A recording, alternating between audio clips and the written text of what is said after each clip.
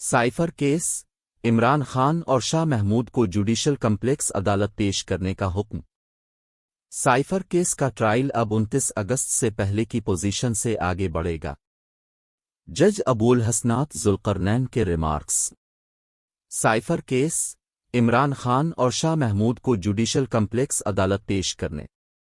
इस्लामाबाद 30 नवंबर 2023। Cipher case में पाकिस्तान तहरीक-ए-इंसाफ के chairman Imran Khan और साबिक वजीर खारजा शाह महमूद कुरैशी को 28 नवंबर को जुडिशल कम्प्लेक्स अदालत में पेश करने का हुक्म दे दिया गया।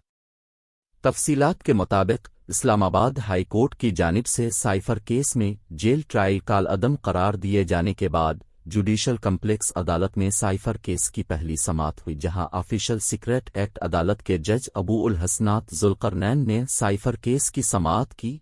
शाह महमूद कुरैशी के वकील अली बुखारी और खालिद यूसुफ अदालत के सामने पेश हुए तो जज अबूल हसनात ने इस्तिफसार किया कि वह हाई कोर्ट के फैसले की कापी कहाँ है, जिस पर अदालती अमले ने इस्लामाबाद हाई कोर्ट के फैसले की कापी अदालत को फराहम कर दी।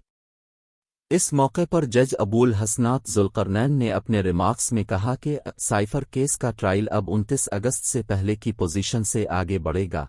बाद अज़ा अदालत ने इमरान खान और शाह महमूद कुरैशी को 28 नवंबर को जुडिशल कम्प्लेक्स अदालत पेश करने का हुक्म दे दिया।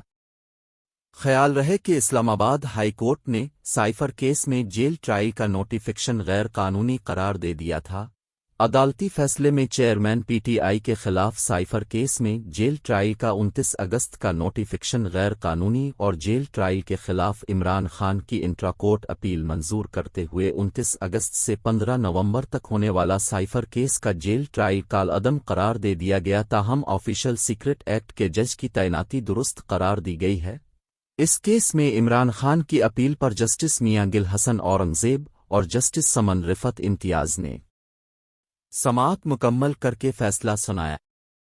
इस्लामाबाद हाई कोर्ट ने अपने फैसले में कहा कि गैर मामूली हालात में जेल के अंदर ट्रायल किया जा सकता है, लेकिन कानून के तहत jail trial open on camera हो सकता है और 13 नवंबर को काबीना मंजूरी के बाद जेल ट्रायल के नोटिफिकेशन का माजी पर इतलाक नहीं होगा।